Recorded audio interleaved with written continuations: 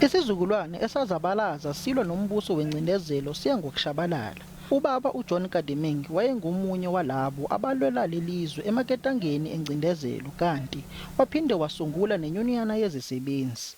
UMengameli uCyril Ramaphosa uthi umlando onothile kaJohn Nkadimeng udicilelwa phansi yilabo abangogombela kwezabo nabagcwele inkohlakalo abazibiza ngabaholi njengoba bentshontsha izinsiza okumele ngabe kuhlinzekwa ngazo abadla imbuya ngothi.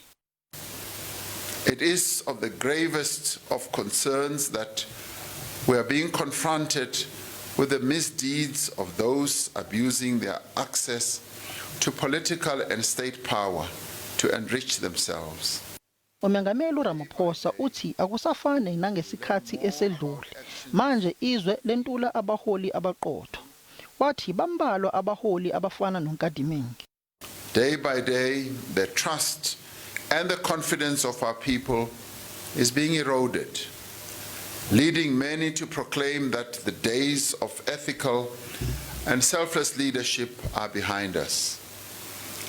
Owabe eyibambe noNkadimeng kulwela amalungelo ezisebenzi uThozamile Bhoda uthi uNkadimeng wayeyizonda inkohlakalo. He would never have sacrificed the struggle of the toiling masses for the sake of selfish and greedy interest of the leadership. Umzukulu kaNkadimeng uthi umkhulu wakhe ube nendlela eyehlukile yokhola abantu. His style of leadership is one that is a persuasive style rather than an instructional style. Njengoba lengqalabutho isilele kobandayo nje abazabalazanayo basele nomsebenzi wokukhuculula inkohlakalo eqenjini elibusayo. Ngingusamkele Maseko wezindaba zeSABC eGoli.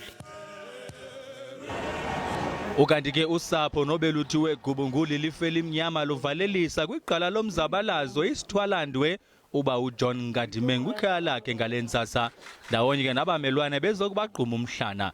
Inkonzo emfutshane iye yachotshelwa ke ngaphambi kwenkonzo enkulu ebisindlekwe phaya eMaxpark Sports Club.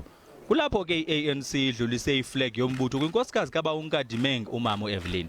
History has not been captured properly, and that's why those who are still alive who know him must write, because nobody knows that he was one of the Rivonia trialists. He was one of the Rivonia trialists, and he was one of the advisory committee which advised Comrade Oliver Tambo during those years of struggle. Esiswenye somzabalazo nesiminyaka ngamashumi-93 ubudala sikhothame kwiveki ephelileyo. Uchazwa njengeqhawe belingacingiso lalaphi lulwela amalungelo abasebenzi ngethuba lencindezelo nasemva kwedemokhrasi kweli lizwe ngo-1994. Uba uJohn Nkadimeng ushiya ngasemva inkosikazi, abantwana, abazukulwana kunye nesizukulwana.